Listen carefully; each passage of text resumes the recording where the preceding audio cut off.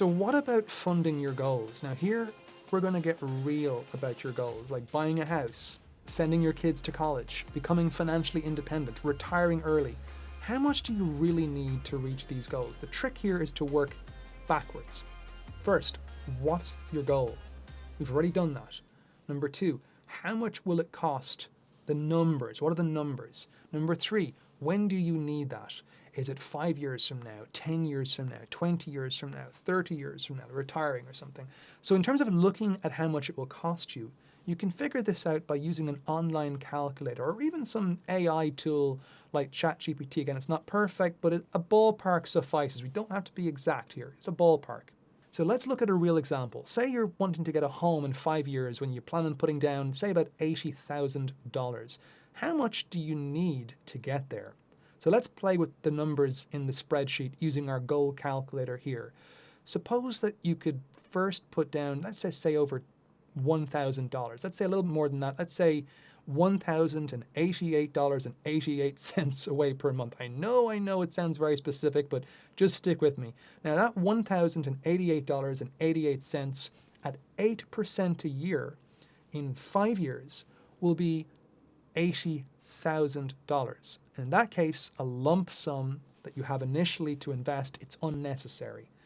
Alternatively, however, you could put away just $886.11 a month if you started up front with $10,000.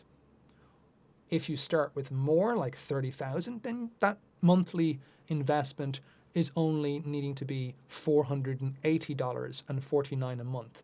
So we can see here the required monthly to hit our target or the required initial savings. Now you need less upfront or monthly if you can get a higher return. But this is hard, do not assume it.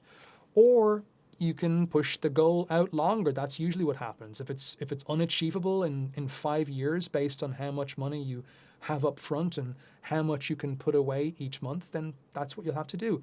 So the lump sum, the monthly necessary investment, the goal amount, the years to reach your goal, and the return, they're all flexible here, right, in the various columns in the spreadsheet.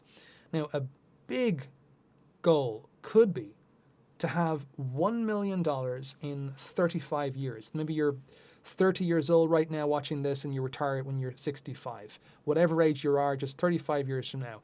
Now, if you're getting a 7% return, by the way, that's a good post-after-inflation return in the stock market. With an initial $10,000, you can invest about $492 a month to hit that goal.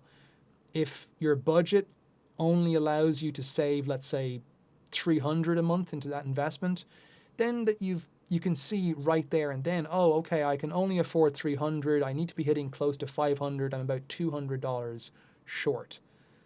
By the way, having investment gaps like this, like you're 200 short, that's totally normal. So don't be discouraged, because identifying this gap, it's a huge step forward. Knowledge is power. As instead of saving aimlessly, hoping you'll get there, you now know you got a concrete numbers, new numbers here to get there. And there's plenty of ways to bridge that gap. For instance, you could extend the timeline. You could optimize the return. You could put down a higher lump sum to begin with, if that's what you want to do. And gradually, you can contribute more as your income and salary hopefully increase over your life. What matters is transforming vague financial goals. And now you can track progress and adjust and achieve your goals. Also, look up the tax rules for your country and start matching your investments with these rules.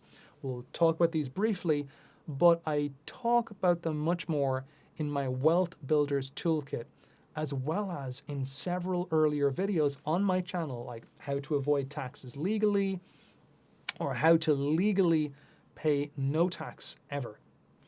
This significantly boosts progress towards closing that gap, as your taxes are typically the number one thing, or close, that most people pay. And the less you pay, the more you keep. The bottom line is to know your numbers so that your dreams become plans. And plans have a funny way of becoming reality.